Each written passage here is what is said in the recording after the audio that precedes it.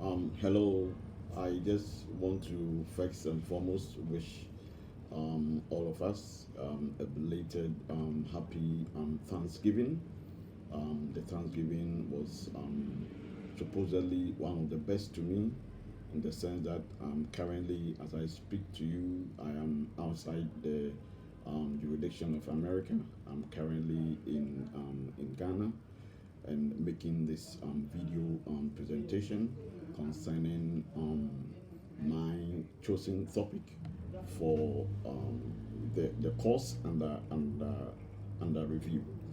Um, the thesis that I find very much appropriate and interesting is kind of a little bias in the sense that I being an African and studying the history of Christianity, reading through the various readings that has been presented to us over the period of the course, I kind of skewed myself into developing interests to know much more about Christianity in Africa and how it all began, the story of Christianity in Africa, and more especially narrowing it down to West Africa. And to be more specific in my research, I want to use Ghana as a point of reference to actually determine the origin and the historicity and development of Christianity prior to European colonization. Um, my aim was actually born of the fact that as a native of an African soil and a Christian to be precise, I kind of went through various demographics in terms of getting the story behind Christianity. Sometimes in missionary, when we go on mission field, whilst you are trying to engage people of old on the need and trying to preach to them the gospel, some of them are very schematic and they are ways of preventing and not being so much in tune with the gospel was because they thought that the gospel was used by European to actually lure them into slavery. So, particularly in certain part of Ghana, there is a misconception about the whole idea of Christianity. And this is the more reason why I find it very interesting to actually know if Christianity was actually downloaded and forced onto the African soil.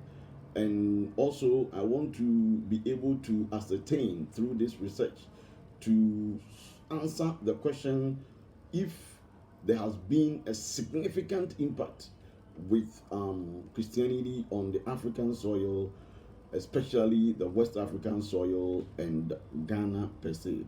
To the African Christian, Christianity is a borrowed religion. So most African Christians read and actually describe Christianity as a foreign cause introduced by the Europeans. Native Africans over the years criticized Christianity as a tool that has deprived them of their identity. During the setup of this research, I kind of interviewed certain traditional Ghanaian Orthodox Christians for the purpose of this paper. Um, and among even the religious elites, I went to the Presbyterian, the more reserved Orthodox Presbyterian, and I could identify some reservations about Christianity, its historicity and impact on the African soil. One of such frightening view is the ideology that Christianity was introduced by Europeans to, as I said earlier on, to lure the African continent, more especially the indigenous of West Africa into slavery. Such view over the years have had that negative impact on the development of Christianity in the early centuries of Christianity. But the good news is that recently there has been a shift in recent times. The world is actually seeing an influx of Christian growth in an exponential mode in the West African soil. This paper actually want to critically and scholarly examine the impact of Christianity in West Africa, with Ghana as a theme country. That is one of the more reasons why that I am actually in Ghana right now, to actually get more about the oral submission of the introduction of Christianity in the Ghanaian soil. To actually achieve this, what I intend to do is that the paper shall critically assess Christianity in Gold Coast. Normally, it used to be called Africa.